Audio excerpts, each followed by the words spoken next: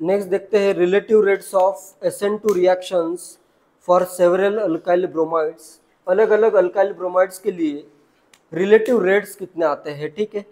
जैसे रिएक्शन में simple reaction ले रहा हूँ, RBr की रिएक्शन हो रही है Cl माइनस के साथ SN2 रिएक्शन होगी जिससे फॉर्म होगा RCl और Br माइनस रिमूव हो रहा है।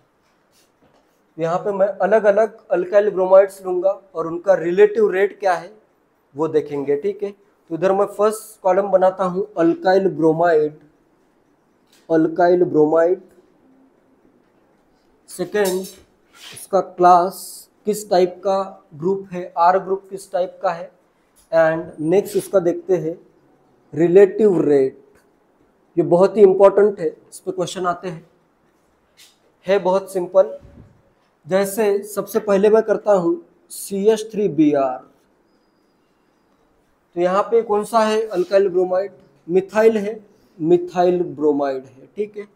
इसका रिलेटिव रेट आता है अराउंड 1200। किसके रिलेटिव है वो भी नीचे आएगा, ठीक है। सेकेंड मैं करता हूं ethyl bromide. Ethyl bromide 1 degree का अल्काइल हैलाइड है, प्राइमरी अल्काइल हैलाइड है, तो इधर इसका रिलेटिव रेट आता है डायरेक्टली 40। देखो इतना डिफरेंस है, इसका अगर 40 के रेट से होता है तो इसका 1200 के रेट से। एंड नेक्स्ट मैं करता हूं प्रोपाइल ब्रोमाइड। ग्रुप जितना बड़ा हो रहा है, जैसे इधर क्या हुआ, एक हाइड्रोजन रिप्लेस हुआ एक मिथाइल से, क्लियर है। ये पूरा ऐसे कार्बन से ड्रॉ करूं या ऐसे समझ में आ रहा है ना सबको।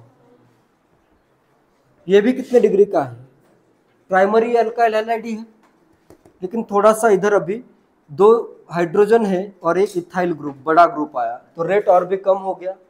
इधर आता है इसका रेट 16, क्लियर है। नेक्स्ट मैं करता हूं आइसोप्रोपाइल ब्रोमाइड। कितने डिग्री का है अभी, 2 डिग्री, 2 डिग्री का है तो रेट और भी क्या हो जाएगा, कम हो जाएगा। इधर देखो CH है और 2 हाइड्रोजन रिप्लेस हुए हैं, जैसे CH3Br के 2 हाइड्रोजन मैंने मिथाइल से रिप्लेस कर दिए तो रेट और भी क्या हो जाएगा, स्लो हो जाएगा। इधर आता है रेट 1। ये अगर 1 है तो इसके कंपैरिजन में कितने टाइम्स रेट है ये लिखा हुआ है ये, ठीक है। एंड नेक्स्ट मैं करता हूं इसमें नियोपेंटाइल ग्रुप ऐड करता हूं। इधर मैंने ग्रुप लिया है नियोपेंटाइल, इस CH2 के साथ मैंने इधर ज्वाइन किया है ब्रोमीन। कितने डिग्री का है ये, CH2 लिखा हुआ है, कितने डिग्री का अल्काइल हैलाइड है, इस कार्बन की डिग्री देखनी है, 1 डिग्री का ही है, 1 डिग्री है, लेकिन यहाँ पे बहुत बड़ा बल्कि ग्रुप है, टर्शरी ब्यूटाइल ग्रुप कनेक्टेड है। इसका मैंने एक हाइड्रोजन रिमूव किया और बहुत बड़ा ग्रुप टर्शरी ब्यूटाइल ग्रुप यहाँ पे ऐड कर दिया। इस ग्रुप का नेम क्या होगा, अगर ग्रुप है मेरा कार्बन है CH3 CH3 CH3 CH2, क्या नेम होता है ये, नियोपेंटाइल ग्रुप है, नियोपेंटाइल ग्रुप। 1 डिग्री का ही है ये, लेकिन अगर ऐसे बहुत बड़ा बल्कि ग्रुप आ जाता है उस पर तो रेट बहुत और भी कम हो गया, 2 डिग्री से भी इसका रेट कम होगा, 10⁻³ के अराउंड रेट आ जाएगा, क्लियर है।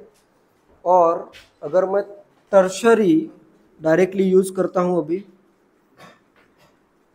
टर्शरी ब्यूटाइल ब्रोमाइड कितने डिग्री का है अभी, 3 डिग्री।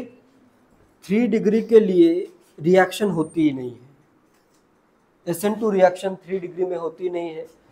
जितने ज़्यादा बल्कि ग्रुप्स होंगे, इसमें मैंने क्या किया, तीनों हाइड्रोजन को रिप्लेस किया मिथाइल से, तो इसकी SN2 रिएक्शन नहीं होगी, ठीक है। रेट क्या आ जाएगा, 0 आ जाएगा, क्लियर है, नोट कर लो। तो यहाँ पे क्या हो रहा है, बल्कि ग्रुप अगर आ रहे हैं तो न्यूक्लियोफाइल को उस कार्बन को अप्रोच करने में क्या हो रहा है, डिफिकल्टी हो रही है। It is harder to approach the carbon if bulky groups are present on that carbon. तो रिएक्शन क्या हो गई, स्लो हो गई, ठीक है, क्लियर है ये। तो लिखो बल्कि सब्स्टिट्यूएंट्स बल्कि सब्स्टिट्यूएंट्स, बल्कि मतलब बड़े substituents, bulky substituents attach to the carbon, bulky substituents attach to the carbon will make it harder,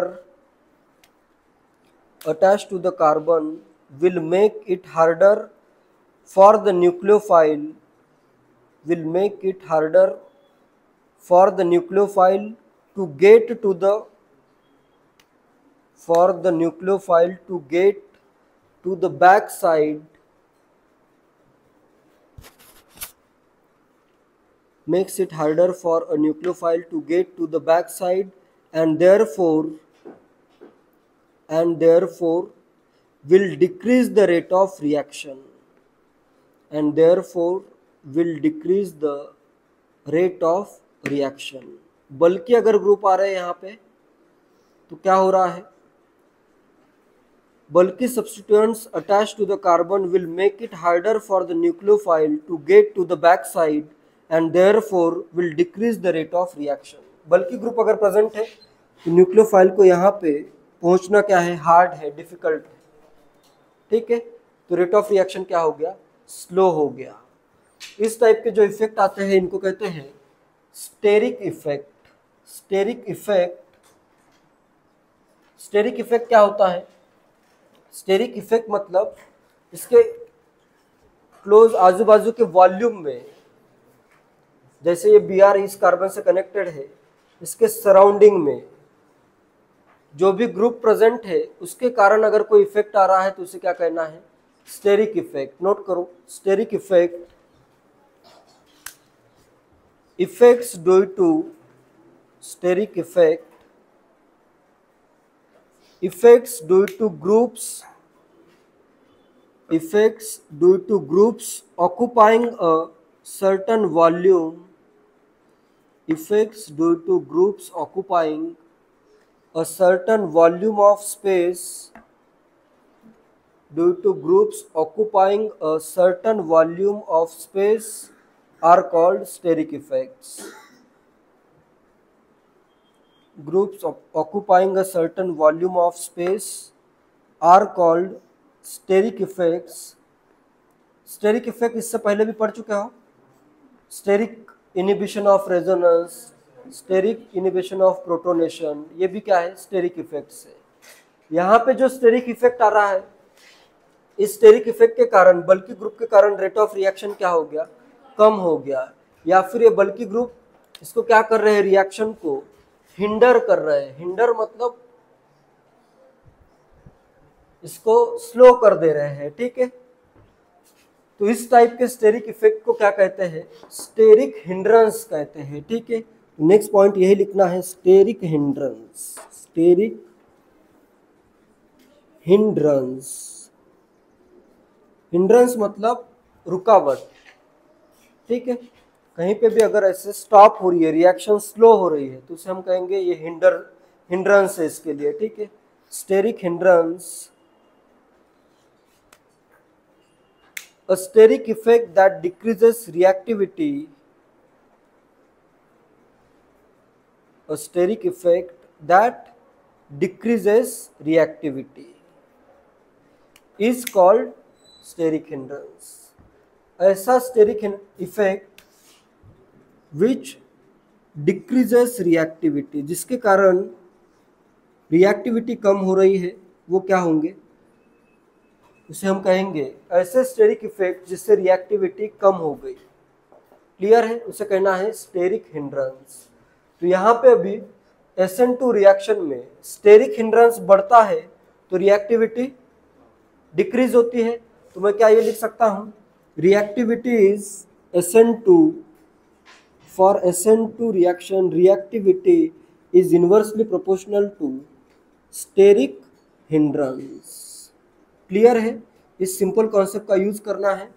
और इसमें ये वाला पॉइंट बहुत इंपॉर्टेंट है कि 1 डिग्री हो तो ऐसे नहीं है कि 1 डिग्री में स्टेरिक हिंड्रेंस कम होता है। 1 डिग्री पे अगर टर्शियरी ब्यूटाइल बड़ा ग्रुप अगर प्रेजेंट है तो उस केस में भी स्टेरिक हिंड्रेंस ज्यादा है। क्लियर है, 2 डिग्री से भी ज्यादा स्टेरिक हिंड्रेंस कहाँ पे है, 1 डिग्री हो और बड़ा बहुत बल्कि ग्रुप हो। क्लियर है ये?